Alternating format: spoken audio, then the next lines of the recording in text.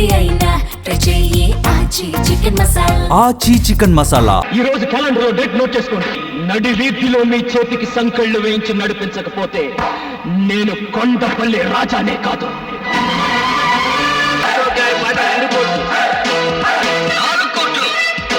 కొండపల్లి రాజా గారి పాట 4 కోట్లు. ఇక్కడ జరిగింది వేలం పాట, కానీ కొనసాగింది ఈ రాజా వేట. తీరవండి.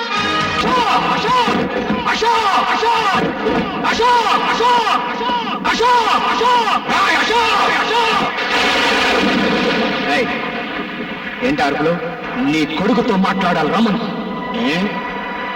నేను మనిషిని కానా? కాదు, పశువు. అర్ధరాత్రి ఇప్పుడు ఇంటికి వచ్చి రాత్రి నా ఇంటిని కూల్చావు. ఆ అర్ధరాత్రి మా అమ్మ నమ్మకాన్ని కూల్చావు. ఈ ఏడుపు నా మీద చెయ్యి చేసుకోక ముందుండాలిరా. అప్పుడు చెయ్యి చేసుకోవటం కాదురా, ఇప్పుడు కొడతాను. ఎవరు అడ్డం వస్తాడో చూ. ఆగు.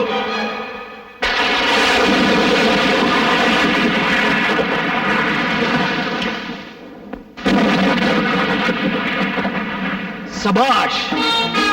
చేత్తో ఏరి పారేలేని స్నేహాన్ని, కత్తితో నరికి పారేలేని స్నేహాన్ని తుపాకీతో కాల్చి పారేద్దామని వచ్చావా? ఏ క్షణమైతే నా కన్న తండ్రి మీద చేయి చేసుకున్నావో ఆ క్షణమే మన స్నేహం కాలి బూడిదైపోయింది. నాతో స్నేహం చేయమని నిన్ను ప్రాధేయపడలేదురా. నా ఇంటికి రమ్మని నిన్ను బతమనలేదురా. ఈ ఇంట్లో దొరకని ప్రేమని వాత్సల్యాన్ని ఆ ఇంట్లో పొందుతానొచ్చి ఆ ఇంటినే కూల్పించేసావు కదరా. నోటుకొచ్చినట్టు పిచ్చి పిచ్చిగా వాక్.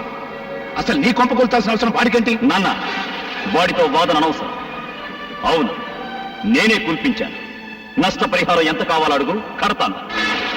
ఏంటి? నష్టపరిహారం కడతావా? కట్టరా. స్నేహానికి బదులుగా ప్రాణం ఇవ్వాలని నమ్మిన ఈ కొండపల్లి రాజాకి మనశ్శాంతిని నష్టపరిహారంగా కట్టివరా? రోజు భర్త పటాన్ని పెట్టుకుని పూజ చేసే మా అమ్మ దేవాలయాన్ని శిథిలాలయం చేసావే, మళ్ళీ ఆ గుడి తెచ్చివరా? ఇన్నాళ్ళు నా తల్లి చెల్లి నీకు పంచిచ్చిన అభిమానానికి వెలకట్టివరా? వెలకట్టివు. ఏంట్రా దగ్గర రెచ్చిపోతున్నావు? పంతులు కొంపలాంటిది ఒకటి కూలిపోతే కొంపలాంటికి పోయినట్టు ఈ హడావుడేమిటి? అదేదో పెద్ద ఇంద్రభవనం అయినట్టు, మీ అమ్మ మహారాణి అయినట్టు ఏడిపెట్టి ముందా ఏడు పాపో. అర్ధరాత్రి పూట మా నట్టింటో ఏడిస్తే మాకు అశుభం.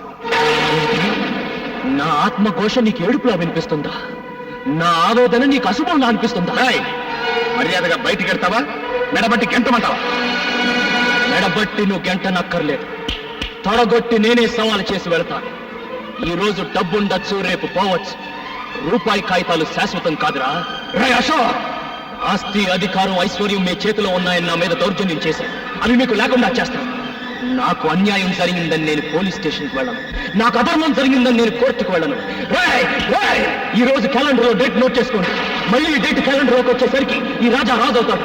మీకంటే పెద్ద హోటల్ కట్టి, మీకంటే ఎక్కువ ఆస్తి సంపాదించి, మీరుంటున్న ఇంటినే కొని నడి వీధిలో మీ చేతికి సంకెళ్ళు వేయించి నడిపించకపోతే నేను కొండపల్లి రాజానే కాదు.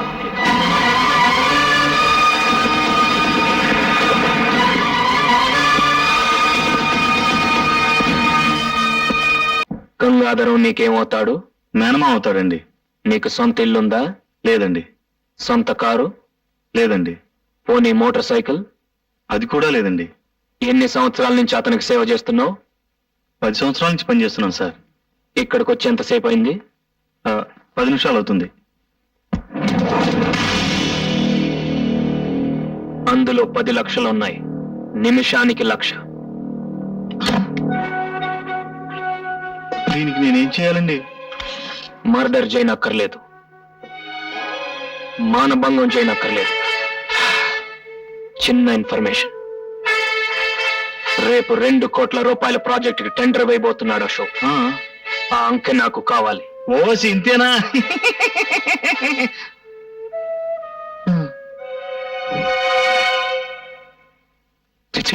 నిన్నటిదాకా పాలు పెరుగు అమ్ముకున్న రాజాగారు ఇవాళ మనతో పోటీ పడి గెలిచాడు. ఇన్నేళ్ల నా అనుభవం, తెలివితేటలు బూడిదలో పోసిన పన్నీరు అయిపోయాయి. రేపటి నుంచి మార్కెట్లో ముఖం ఎలా చూపించాలో అర్థం కావట్లేదు. 2 కోట్ల కాంట్రాక్ట్ కొట్టేశాడు.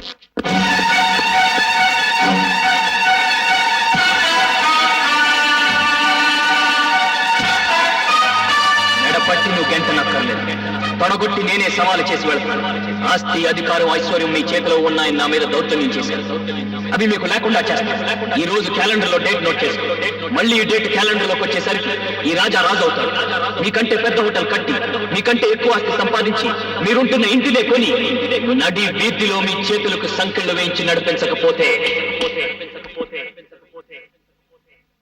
రాజా, కొండపల్లి రాజా.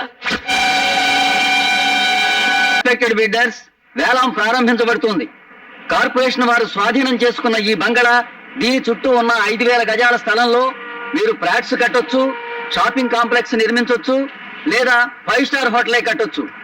దీనికి సర్కారు వారు నిర్ణయించిన కనీస ధర 1 కోటి రూపాయలు. 1,50,00,000. అశోక్ గారి పాట 1,50,00,000. అశోక్ గారి పాట 1,50,00,000. 1,75,00,000. రావు గారి పాట 1,75,00,000. 2 కోట్లు. అశోక్ గారి పాట 2 కోట్లు. అశోక్ గారి పాట 2 కోట్లు. అశోక్ గారి పాట 2 కోట్లు. 4 కోట్లు. కొండపల్లి రాజా గారి పాట 4 కోట్లు.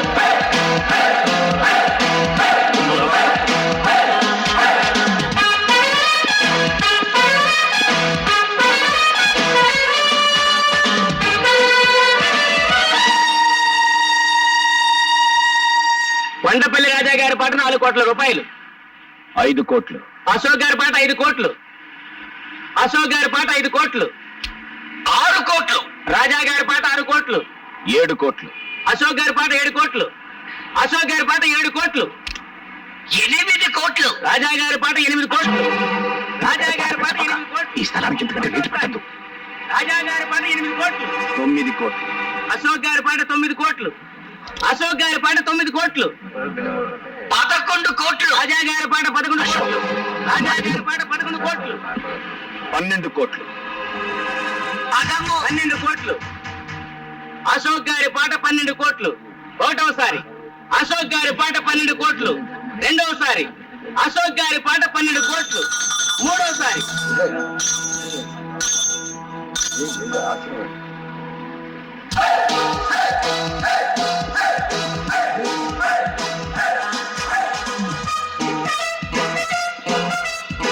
ముద్దు.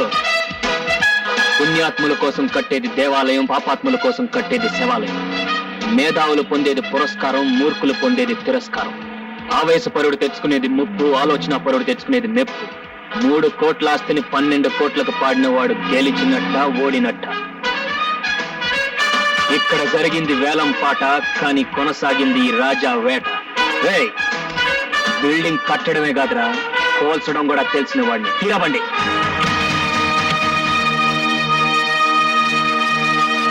ఆ టైంలో నీకేమైనా పూడిందేంట్రా? అయినా వ్యాపారంలో ఆవేశం ఏంటి? పొద్దున్నవాడు ఎవడైనా 3 కోట్లు విలువ చేసే ఆస్తిని 12 కోట్లు పడతాడా? ఎంతకు పాడానని కాదు, అక్కడ నాకు అది ప్రెస్టేజ్ షో అయింది. ప్రెస్టేజ్. ఆ 12 కోట్లు కట్టడానికి మన ఇల్లు ఒళ్ళు అమ్ముకుంటే మన ప్రెస్టేజ్ ఎవడు పావలా కూడా కొనడరా. వాడి చేతిలోనే ఓడిపోకూడదు. ఓడిపోయావురా, ఓడిపోయావు. ఇప్పుడు ఆ 12 కోట్లు కట్టడానికి మన హోటల్ షేర్లు, ఇల్లు కూడా అమ్మాలి. ఈ నట్టింటూ నిలబడే కదా వాడు ఛాలెంజ్ చేశాడు. మనల్ని ఇంటి వీధులు పాలు చేస్తానని ఇప్పుడు అనంత పని చేశాడు. చాలా సంతోషం సార్. మీ రుణం ఈ జన్మలో తీర్చుకోలేను. ఇన్ని సంవత్సరాలుగా పడి ఉన్న మా మామ ఒక్క మంచం కొనుక్కోవడానికి కూడా డబ్బు ఇవ్వలేదు. కానీ మీరు మా మామ గురించి ఒక చిన్న ఇన్ఫర్మేషన్ ఇవ్వగానే 10 లక్షలు ఇచ్చారు. ఇప్పుడు నాకు ఇల్లు కూడా కొనిపెట్టారు. మొన్న వేలంపాటలో చావు దెబ్బ కొట్టి వాళ్ళ ఇల్లు కూడా కొన్నారు. ఇక వాళ్ళకి మిగిలింది.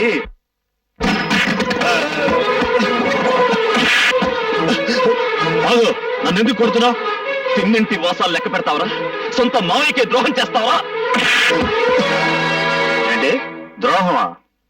మీ నాన్న చేసే వ్యాపారం గురించి రాజాకు చెప్పటమే నేను చేసిన ద్రోహం అయితే, ఖాళీ స్టాంపు కాగితాల మీద రాజా చేత వేలు ముద్రలు వేయించుకొని మొత్తం స్థలం కొట్టేశాడే మీ నాన్న, దాన్నేమంటారు?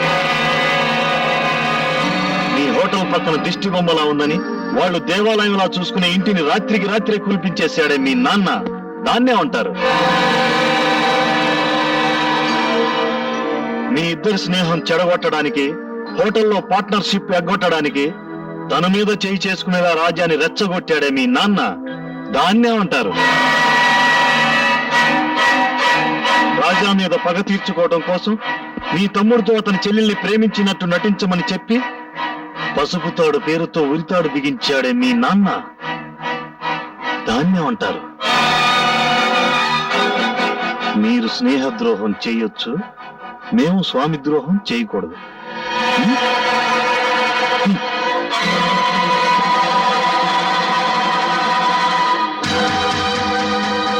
ఈ ఇంట్లో దొరకని ప్రేమని వాత్సల్యాన్ని ఆ ఇంట్లో పొందుతాను వచ్చి ఆ ఇంటినే కూల్పించేశాడు, ఆ ఇంటినే కూల్పించేశాడు, ఆ ఇంటినే కూల్పించేశాడు, ఆ ఇంటినే కూల్పించేశాడు. ఝన్ ఝన్ ఝన్ తెలుగు వన్